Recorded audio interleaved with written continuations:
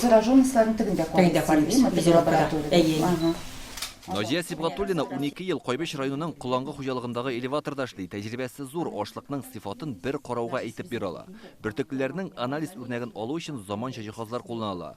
Урып җыюшлары башланганчы икмәкне кабул итәргә әзерләнәләр. Өстәмә хезмәткәрләр җәлеп ителә. Сезон вакытында временный кызлар алабыз. Эшләргә алар пробалар, алар безгә анализны алып керәләр.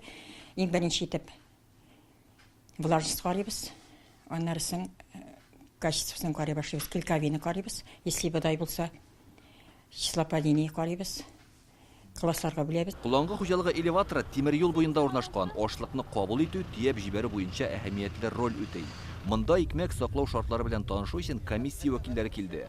Авыл хуҗалыгы министрлыгы белгечләре һәм ашлыкның сыйфатын билгеләү үзәге хезмәткәрләре ындыр табагындагы эшчәнлекне карый.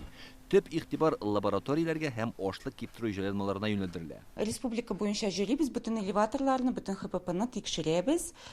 Туры килмәгән предприятиеләргә инде без актта Минсельхоз белән бергә киңәшеп язабыз, инде туры килмәгән кисәтүләр була инде. Андый предприятиеләр бездә әлегә юк. Элек-электән икмәк илнең терәге дип әйткәннәр. Менә әлеге элеватор 10 ел дәвамында эшләп килә. Иң беренче чиратта иген менә шу зур иләкләр аша үтеп, төрле амбарларга озатыла.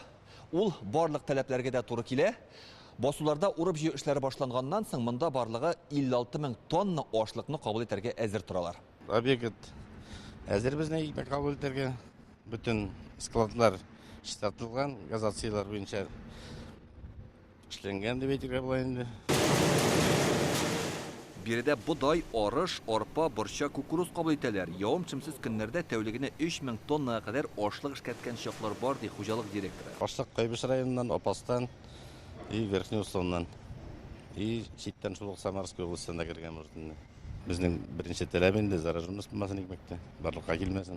Заманча элеватор элеккеге ындыр табагыннан аерыла, җиһазлар роботлаштырылган, бөртекләрне киптерү, чистарту буенча да алынгы технологиялар кулланыла. Берничә ел элек бер көндә 16 тонна киптерсәләр, хәзер 50 тоннага җитә. Быел инде без элеваторларны 2 тапкыр тикшерәбез. Беренче этап узды. Нинди проблемалар бар, һәм шул проблемаларны анализлап, без менә яңа основной тикшерүгә әзерләнеп, менә бүген кичәдән башладык. Нисбә бар? Алла берсә яңа уңышка әзер.